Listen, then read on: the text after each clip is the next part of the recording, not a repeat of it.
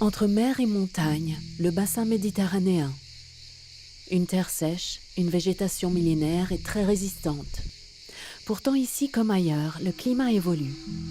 Les scientifiques anticipent un réchauffement entre 2 et 4 degrés dans cette région du globe à l'horizon 2100.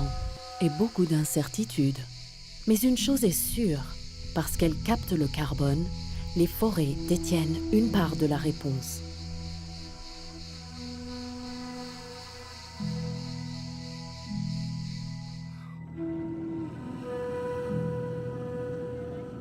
Nous entends entrer descendre vers l'aéroport de Beyrouth, veuillez regagner vos places.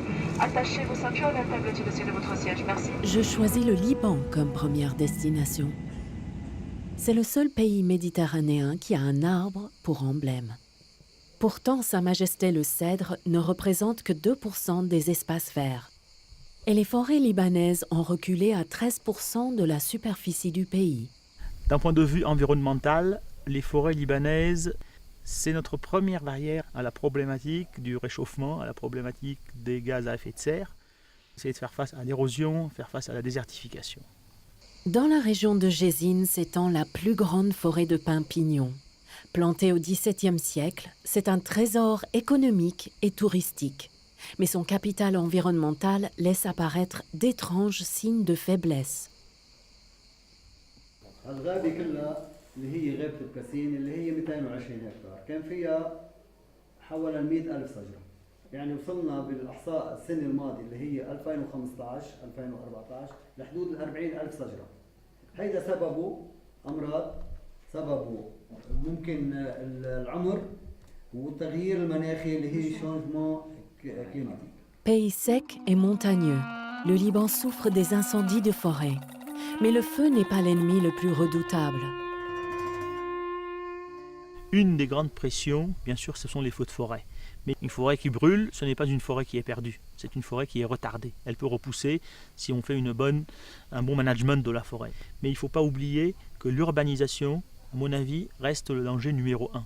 Une forêt dans laquelle nous avons construit des bâtiments, nous avons fait des routes, c'est une forêt qui est perdue. Face à la pression des hommes et à l'évolution du climat, le Liban a initié une politique de reforestation. Planter 40 millions d'arbres d'ici 2030 pour couvrir 20% du pays. Pour réussir ce défi, le ministère de l'Agriculture a créé des nurseries forestières. Nous sommes dans la pépinière de Deir el-Ahmar du ministère de l'Agriculture libanaise. On peut produire dans cette pépinière à peu près 500 000 plantules forestières. C'est dans les montagnes qu'on récolte les glands forestiers, les chênes verts, Quercus caliprinos, Quercus victoria, le Cedrus libani. Tout cela dans le but de transplanter ces plantes vers les sites avec les conditions climatiques de cette région. Pour augmenter la superficie forestière verte du Liban. Les jeunes arbres sont replantés à toutes les altitudes. Mais le ministère de l'Agriculture et les ONG doivent négocier ferme avec les bergers pour défendre les jeunes plants face à la voracité des troupeaux. Monzer veut me faire découvrir un site qui lui tient particulièrement à cœur. C'est un cirque de montagne qui domine la plaine de la Bekaa. Okay, Catherine, as you can see here, we planted about 9,000 seedlings here with different species. It's about 21 species that we used here. It's supposed to see that as a forest in 10, 12 years. Not a cedar forest because the cedar, it grows slowly, not like other species. But we have several species that grow faster than the cedar. So we suppose in 10, 12 years we can see like a forest here in this dry place. As you can see there, the shadow, where the shadow is, going up to the hill, to the rocky place, to the other rocky place, to the third hill here. It's about 15 hectares planted with 700 seedling in each hectare. Here is a small cedar tree. It's about 1 year old. We are trying to make a forest, but in a restoration way, that we are going to restore the ecosystem of this place here, and the species that we have it here. Mais le Liban est un pays soumis à des tensions géopolitiques et son économie est fragile. Alors je demande au Dr Mohanna si le pays des cèdres a les moyens de sa politique forestière. C'est sûr que 40 millions d'arbres, ne peut pas être atteint uniquement par le ministère de l'Agriculture. Le secteur public seul, dans un pays comme le Liban, qui est toujours en déficit budgétaire, ça va être quasiment impossible. C'est pour ça que nous essayons que le secteur privé soit un partenaire essentiel avec nous. On compte beaucoup, mais beaucoup sur la diaspora libanaise. Vous savez que la population libanaise, elle fait 4 millions. Nous avons une diaspora qui dépasse les 10 millions. Les gens peuvent mettre de l'argent, ils peuvent participer en achetant des petits plants. Donc la diaspora est un maillon essentiel dans la chaîne du reboisement libanais. On doit être conscient que l'on doit mériter ce cèdre sur notre drapeau. Les dimensions économiques, environnementales ou sociales ne peuvent être traitées séparément. Le FEFEM, Fonds français pour l'environnement mondial, coordonne et finance un programme auprès de 5 pays.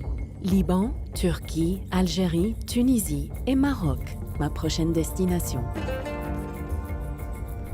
À Kenitra, sur la façade atlantique marocaine, j'ai rendez-vous avec Souad, ingénieur des eaux et forêts. Avant de me guider dans la forêt de la Marmora, elle tient à m'emmener d'abord dans le sable. La forêt de Marmora se trouve près des grandes villes du Maroc, c'est la ville de Kenitra, la ville de Rabat, Salé et Khemissat. Elle assure la protection des villes qui se trouvent aux alentours contre l'ensablement. La forêt de la Marmora mesure 133 000 hectares. Elle fut jadis la plus grande forêt de chêne-liège du monde. Mais à partir des années 50, les politiques forestières avaient favorisé des essences à croissance rapide, comme le pin ou l'eucalyptus, faisant du coup reculer de moitié la superficie des chênes-lièges. Aujourd'hui, le Haut Commissariat aux eaux et forêts souhaite redonner aux chênes-lièges la place qu'ils méritent, car cet arbre à feuilles persistantes est idéal pour atténuer le changement climatique dans cette région du Maroc. Cette plantation de chêne-liège a actuellement 3 ans. Elle a été plantée après conversion de pins maritimes qui existaient auparavant dans cette zone. C'est un bon exemple pour la politique actuelle des hauts commissariats. Le chêne-liège est le seul arbre dont l'écorce se renouvelle tout au long de sa vie. S'il faut attendre 27 ans pour effectuer la première récolte, tous les 9 ans, une nouvelle récolte est effectuée. Et la précieuse matière première est vendue à des industriels pour être transformée en bouchon, en isolant ou en accessoire de décoration. Mais les autres essences, pin ou eucalyptus, participent à la rentabilité de la forêt.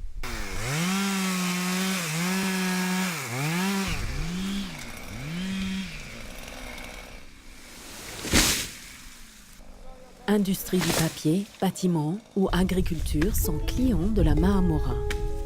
Les branches les plus fines serviront de bois de chauffage ou à la fabrication de charbon de bois.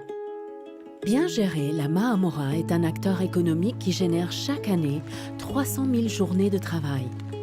Et 80% des recettes de la Marmora vont dans les caisses des communes de la région.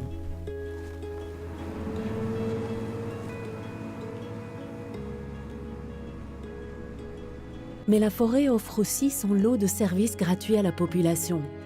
Un droit ancestral autorise le ramassage du bois mort pour le chauffage ou la cuisine. Pour les populations défavorisées, c'est une aide indispensable. Autre droit d'usage, les bergers peuvent faire paître leurs moutons. Hélas, ceux-ci, trop nombreux, exercent une pression très forte sur le sous-bois.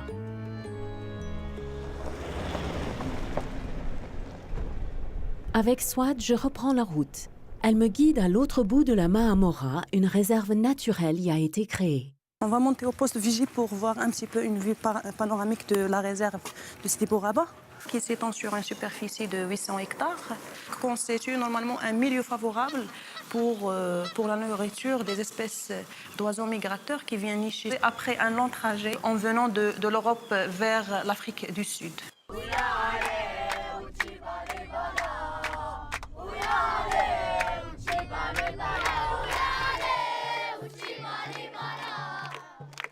De 7 à 77 ans, les habitants des villes veulent profiter de la fraîcheur de la forêt.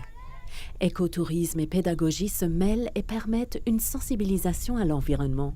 هي محمية طبيعية فيها عديد من الأشجار طبيعية بحال الزيتون البري كاين الأوكاليبتيس وكاين أنواع أخرى ونعرفوا راسنا بأن راه جينا واحد البلاصة وواحد المكان اللي هو مريح بالنسبه للزوار.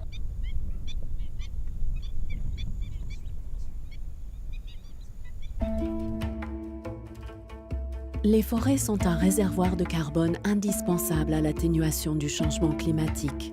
Mais les biens et services sont aussi la condition sine qua non à la préservation des équilibres économiques, sociaux et culturels.